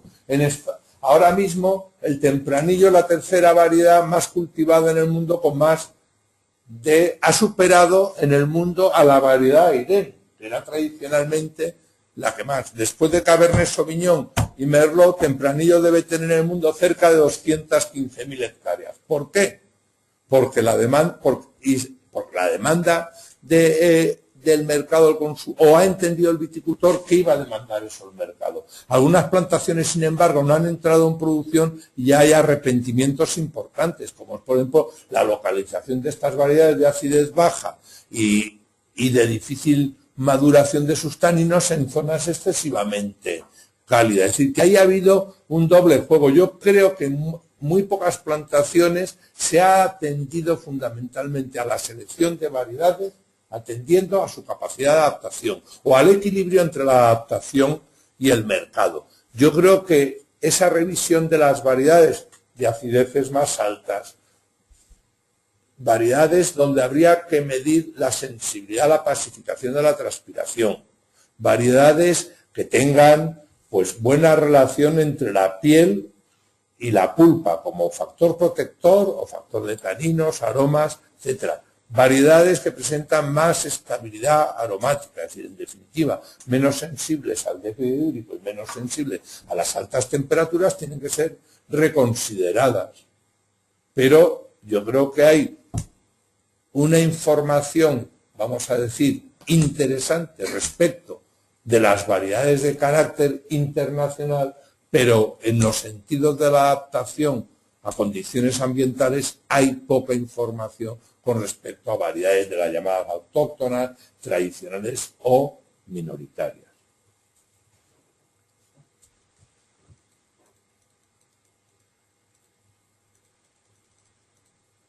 No voy a hacer preguntas por el micrófono.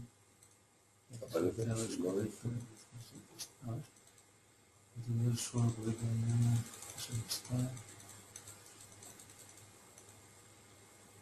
No sé cómo ha ido lo fácil, ¿no?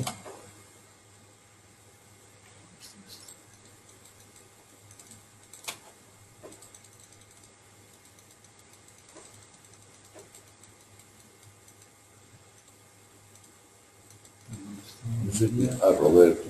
Está a cambiarse el periodo. Pues claro, Sí. No sé qué es. Muy bien, Robert. Yo creo que que bueno, yo creo que ojalá no tengamos que... Yo creo que en unas zonas, Robert, o bueno, Robert, y hablo para todo el mundo, yo creo que en unas zonas habrá que adaptar la situación del viñedo, la exposición, orientación y las técnicas de cultivo. Y ello debe ir en paralelo a la búsqueda o al desplazamiento hacia zonas más propicias, como dices tú, como la Porvá o zonas de carácter más continental, no lo sé, pero yo creo que claro, yo a mí el conquistar estas áreas potencialmente interesantes es seductor y a mí me parece interesante. Y hay que procurarlo y estudiarlo bien. Pero yo creo que eso debería estar en armonía con el hecho de que zonas interesantes, que tienen renombre y que tienen un valor social y económico, no las tuviéramos que abandonar. Y para ello es muy importante adoptar técnicas culturales precisamente para mitigar esos efectos. Si no puede ser en el muy, muy largo, o sea, a muchos años, por lo menos durante un conjunto de años, yo creo que hay una labor importante a hacer.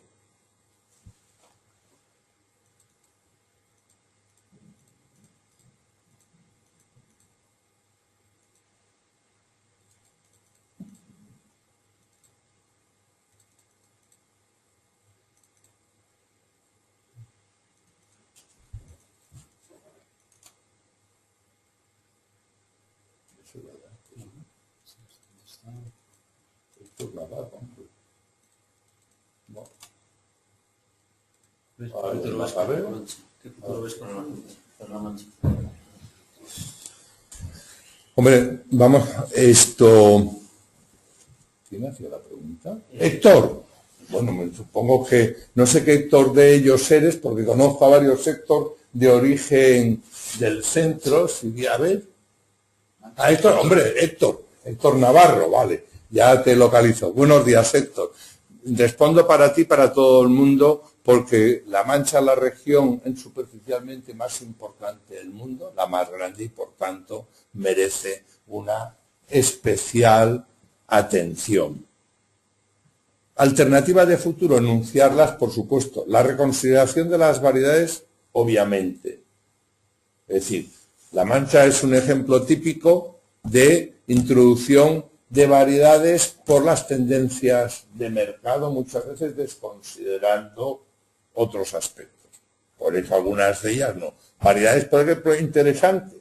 Pues ha sido un éxito la introducción de variedades como Syrah, y para mí ha sido cuestionable o muy poco interesante la introducción de variedades, por ejemplo, como el Merlot, por poner un ejemplo. Dudaría de muchas de las blancas también introducidas en la red. Es decir, que el repaso de las variedades es fundamental. Segundo, el desarrollo de adecuadas técnicas de riego. La Mancha tiene riegos que proceden fundamentalmente de perforación, de captaciones directas, salvo las áreas próximas al río Tajo, pues como alguna zona de Toledo, el resto son captaciones subterráneas, limitadas, demasiado variables interanualmente. El riego no es comprar una instalación y poner en marcha un sistema de impulsión. El riego es una técnica, una estrategia, que no puede ser ejecutado como se hace habitualmente. Hay que hacer un riego preciso. La viticultura de precisión debe afectar al riego en su planteamiento y en su ejecución. Para mí esa parte es fundamental. En algunos otros aspectos deberán ser también el cambio de sistemas de conducción. Muchas densidades de plantación y las formas de conducción son incomprensibles. Si se quieren altos rendimientos, sistemas sencillos, para vinos no muy complejos y producción de grandes volúmenes, hay sistemas de conducción alternativos. Por supuesto, el eje vertical, por ejemplo, me parece que es un sistema alternativo interesantísimo. Los vasos altos y porosos también, pero sistemas, iba a decir, los sistemas en cordón libre, tal y como lo propugna, por ejemplo, el profesor Intrieri en Italia. Los sistemas que hemos propugnado, como son el semi-scroll y el scroll, son mecanizables. Antes no lo eran, pero lo son. En el Valle Central, en California, los scroll, los sistemas anchos y grandes, se vendimian mecánicamente. Y son más sencillos y más económicos en mucho que los sistemas, por ejemplo, de forma vertical y en espaldera, exigen aprender una técnica distinta. Por tanto, sistemas no posicionados en espaldera con altos niveles de mecanización, eficiencias en el uso del agua y variedades fundamentalmente adecuadas.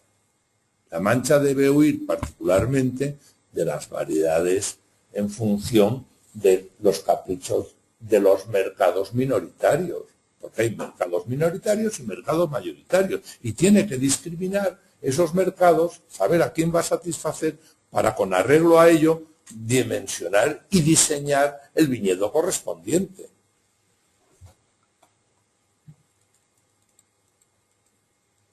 El mercado es el que manda, de momento. El mercado manda de momento y siempre manda. Porque a no ser que te vayas a beber tú todo lo que seas capaz de producir. Entonces, como si lo tienes que comercializar, lógicamente el mercado va a mandar. Pero el mercado también es sensible a los cambios de tendencia. Es decir, hay líderes de opinión que modifican los gustos y las tendencias del consumidor. Al consumidor se le puede comunicar, se le puede informar, incluso formar. Ya está. José Ramón, creo que no hay más preguntas, así que muchas gracias por tu seminario, por todas las preguntas. Nos hemos extendido casi una hora más de lo que en los seminarios anteriores ha ocurrido, pero veo que hay hasta 25 personas que todavía, 26 que están conectadas. Por tanto, creo que incluso ha habido mucho interés en las preguntas y ha merecido la pena extenderlo más allá de lo que habíamos previsto. Muchas gracias a todos los que se han conectado y iremos informando de otros seminarios también, como he dicho al comienzo, de adaptación, mitigación al cambio climático de la agricultura. En este caso ha sido el viñedo, a lo mejor haremos otro sobre el viñedo más adelante, si José Ramón estima que merece la pena y hay otras cuestiones que deban abordarse, pero iremos cambiando de cultivos y también volviendo también a la ganadería. Muchas gracias y como les he dicho al comienzo, haremos una edición del vídeo y quedará colgada en la página web del CEGRAM para cualquier persona que lo quiera consultar y escuchar. Un saludo.